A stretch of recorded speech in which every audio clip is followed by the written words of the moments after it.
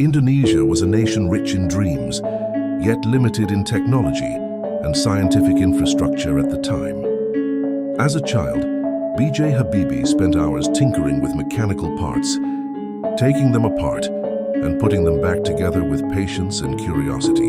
Even at a young age, his hands were already searching for answers. While working with simple tools, he often imagined a future where he could build an aircraft of his own.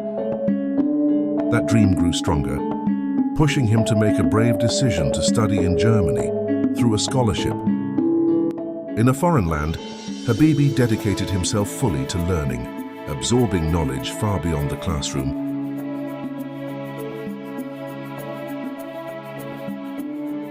At night, he often stared at the ceiling by his window, missing Indonesia, his family, and his parents deeply.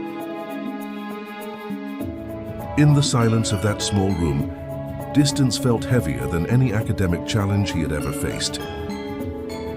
Every day, he filled his time studying engineering and folding paper aircraft, refining their structures again and again.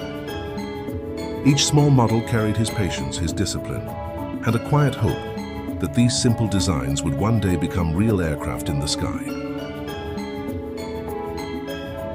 His professors and European classmates praised his work, amazed by his discipline and brilliant engineering ideas. For the first time, the world began to see that a young mind from Indonesia could stand equal among the best. Although his career in Europe was rising rapidly, his love for Indonesia never faded. When President Suharto called him to serve the nation, Habibie chose to return home without hesitation.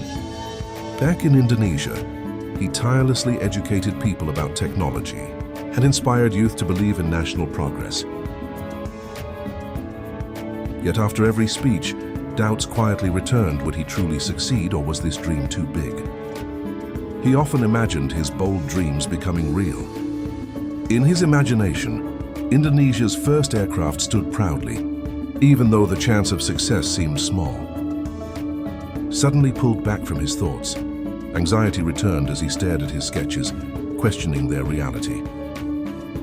The lines on the paper felt fragile, as if they could disappear at any moment along with his hopes.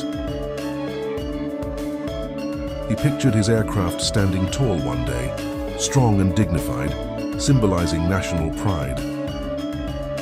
In that vision, the sky above Indonesia no longer felt distant, but within reach of his unwavering belief.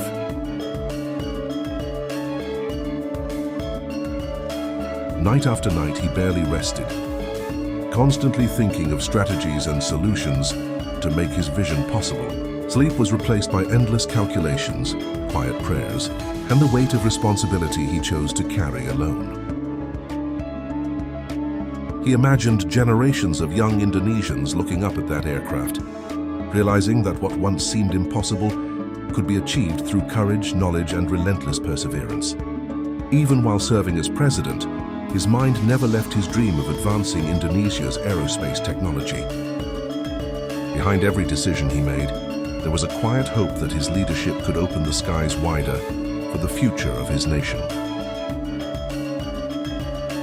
He finally realized that the dream must be shared, spreading technological passion through free seminars and campaigns.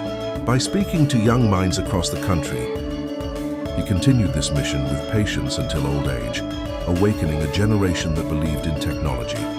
Even as time passed and his strength faded, his spirit never weakened, because he knew his dream was now living on in the hearts of others. This legacy became his greatest strength. Through patience, courage, and collective effort, his lifelong dream finally became reality. Indonesia succeeded in building its own aircraft, proving that perseverance can turn imagination into achievement. B.J. Habibie's journey reminds us that we must carry his spirit forward, never give up, never step back, and never stop believing in our dreams. Because when courage meets knowledge, even the sky is no longer the limit.